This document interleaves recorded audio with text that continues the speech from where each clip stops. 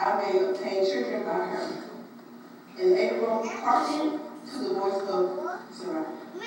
And Sarai, Abram's wife, took Hagar, her maid, the Egyptian, after Abram had dwelt 10 years in the land of Canaan, and gave her to her husband Abram to be his wife.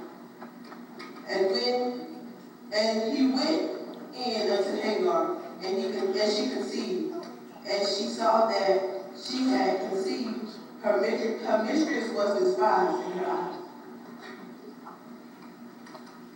The 11th verse.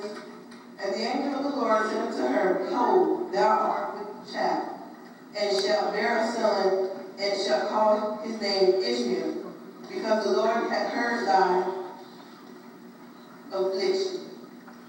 Genesis 17, 19 through 21. And God said, Sarah, thy wife shall bear a son indeed, and thou shalt call his name Isaac.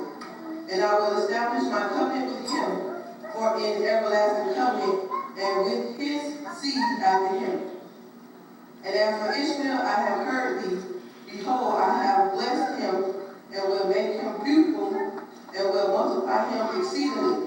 12 princes shall be beget, and I will make him a great nation.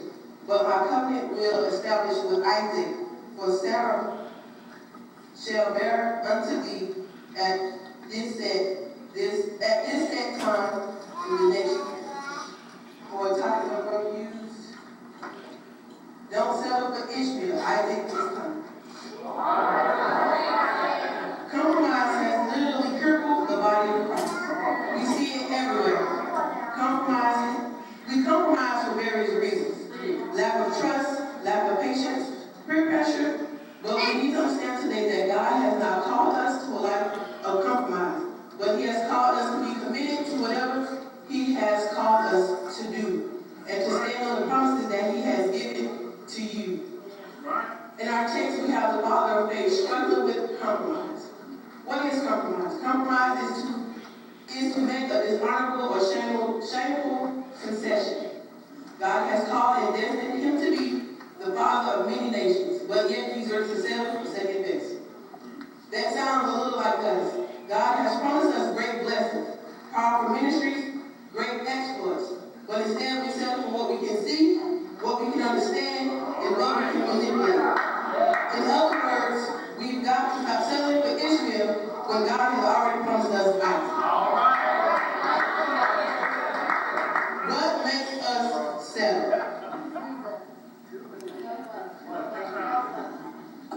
We settle because lack of faith. Sarah's faith was based on her immediate circumstances. She felt that since God hadn't blessed her with children, then she couldn't have it. Her circumstances caused her to complain. Let's take the woman with the issue of blood. She had settled with her current condition. Had she settled with her current condition, she would have settled for death, but she didn't. She was determined to get to God so that she could be healed, because she knew that if she could only touch him, her condition would not be her conclusion. Tell your neighbor, don't settle. Sarah's complaint led to her compromise, which was for Abram to settle for Hagar. We have to be willing and have enough trust in God that what we ask him for, he will manifest. We settle because oftentimes we lean to flesh. Sarah followed her flesh when she gave Hagar to Abram. Abram fulfilled his flesh when he slept with Hagar. And because of their flesh, they all felt the fallout. Sarah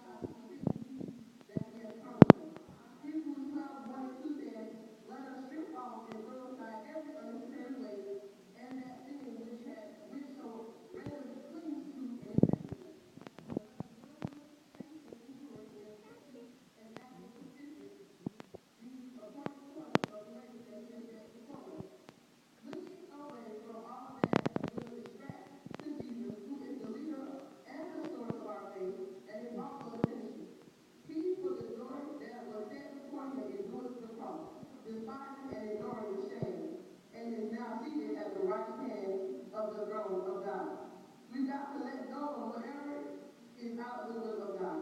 Is that for Hagar and Ishmael was not in the will, therefore he received a blessing and not the promise. You got to look away from whatever does not line up with the word and look to the one who has already set the course before you. The key to our miracle is the ability to follow instructions. Now, some of us may be saying, what's the big deal about the whole thing? Was Ishmael also Abel's son? Yes, but there's a difference. Ishmael was produced, meaning he was their will. Ishmael was what they set for, meaning he was born out of compromise. Ishmael is what you understand. They needed someone who was first, therefore Sarah settled for Hagar, which makes Ishmael the blessing and not the promise. Isaac, on the other hand, was God produced. He was God's will and deed, era of Abel. Isaac was what God promised, meaning he was born of the union that God had already ordained for Abram and Sarai's union. Isaac was what God already knew in the beginning. Romans 8:28 through 30, but we know that all things work together for good to them that love God, to them who are called according to his purpose.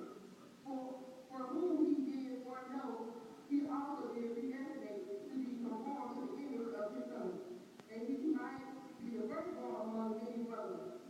Moreover,